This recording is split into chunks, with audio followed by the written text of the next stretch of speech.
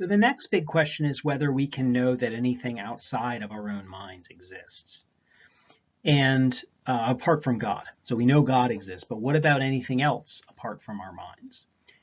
And here, Descartes is going to use what he's developed so far, which is the reliability of his clear and distinct ideas, as a scaffold to then get some kind of knowledge of external things. He does it in two steps. The first step is in Meditation 5, where he justifies the belief in what you might call mathematical regularities or principles, and then in the second step in Meditation 6, he extends that to the objects that he appears to perceive through his senses. So things like tables, chairs, desks, other humans, animals, and so on. Okay, the kind of the everyday things in the external world that we perceive usually by our senses.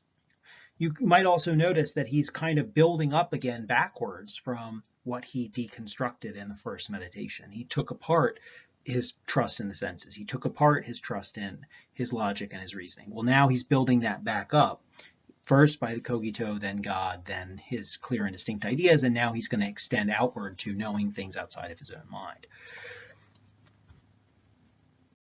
So he writes, for example, when I imagine a triangle, even if perhaps no such figure exists outside my thought anywhere in the world and never has, the triangle still has a certain determinate nature, essence, or form which is unchangeable and eternal, which I did not fabricate and which does not depend on my mind.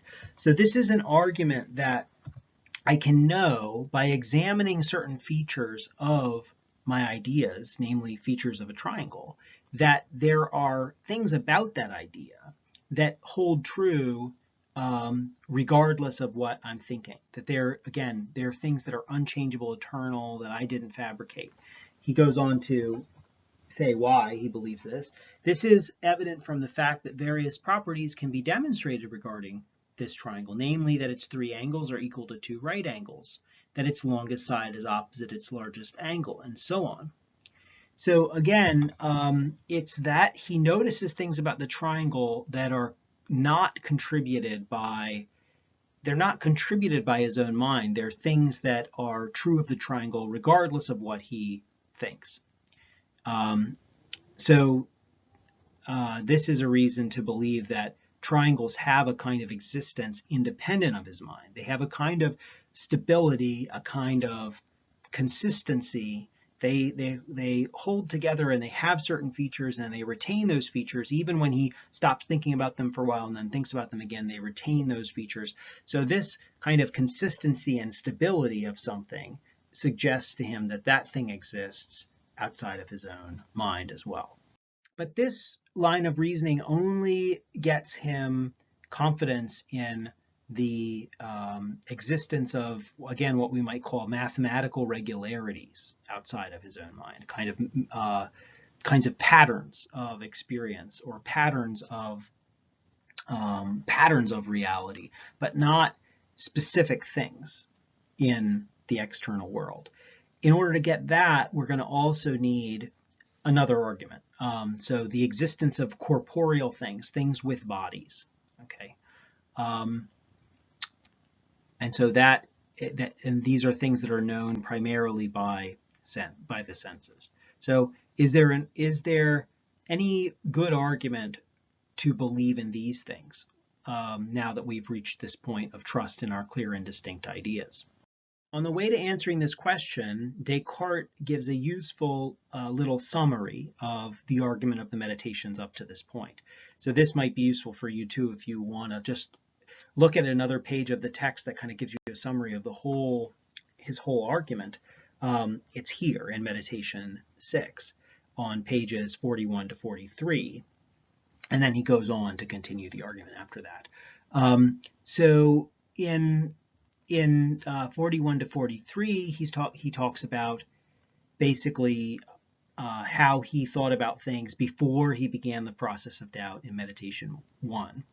And then on page 43, there's a long paragraph that describes how he came to doubt all those things, right? So what he did in meditation 1, where he gradually deconstructed his beliefs. And then from that point forward, he asked, well, what should I think about these things now? Now that I've shown that I can believe in the cogito and in God and in my clear and distinct ideas, what should I think about those things that I doubted back in meditation 1? And here is his argument about corporeal things. Now, I have simplified this greatly, and I know I've left out some important steps in the argument. If you want to go to meditation 6 and look at it more closely, it's a great idea to do it. It's on page, the argument here is on pages 44 to 45. But the highly simplified version is this, and it's very highly simplified. It seems to me that objects exist apart from me. There's no way these objects could exist apart from me without God being a deceiver, and God's not a deceiver. So these objects exist apart from me. However, there's a very important qualification here, okay? And this is very important for how Descartes thinks about these things. He says, nevertheless, perhaps not all bodies exist exactly as I grasp them by sense, since this sensory grasp is in many cases very obscure and confused.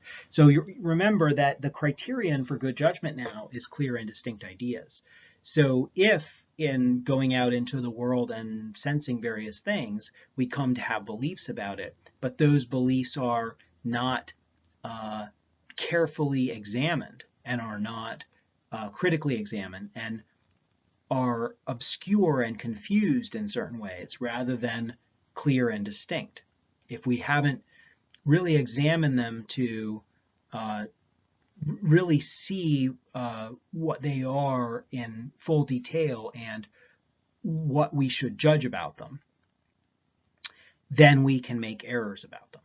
Okay, so he says, but at least they do, so in cases where our sensory grasp of things is obscure and confused, they may not be the way we perceive them to be. Optical illusions is a great example, right? We must be obscurely and confusedly perceiving things when we think one line is longer than another, but it isn't actually. But if we use our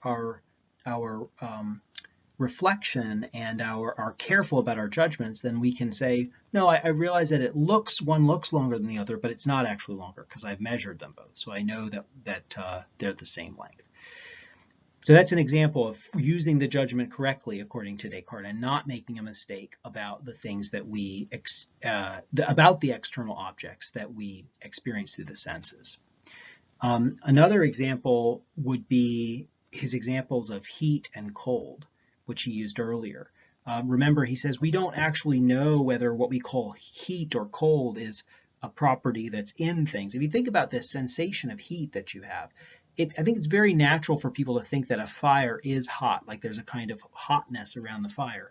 But if you think about it for a little bit, do you really think that like the world outside of you has the feature of hotness? Isn't hotness rather something that it's a sensation that you have as you get closer to the fire? And if you study physics, you find that heat is the speed of interaction of molecules.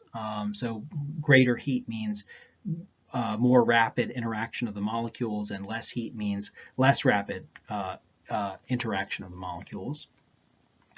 And that's a very different explanation than the one that you might give if you were just basing your explanation on what you feel when you get close to a fire. So Descartes thinks that the scientific explanation is the good one, and the kind of intuitive ideas that we have about the external world based on our sensation are often not the right ideas. So it's not that Descartes thinks that fires don't exist and heat doesn't exist, but he thinks that heat should be understood in a clear and distinct way, which is the way that's given in physics, not in the obscure and confused way that's given directly by our senses. Of course, we have to use our senses too to do physics, but the point is that we also use our faculty of judgment carefully and come to conclusions that are only about, there are only conclusions that we clearly and distinctly perceive to be true. And this is why Descartes ends this quotation as follows: but at least they, that is external objects, bodies, do contain everything I clearly and distinctly understand. That is, everything considered in a general sense that is encompassed in the object of pure mathematics. And really what he means there is something like mathematical physics. So this is a defense of the scientific revolution that's going on at the time Descartes is writing and in which Descartes is participating. It's a defense of researches like those of Galileo that tried to describe motion in mathematical terms. Because, that's a case, Descartes would say, of somebody really trying to understand the way that the corporeal things, bodies, operate in terms of clear and distinct ideas rather than the obscure and confused ideas of the senses.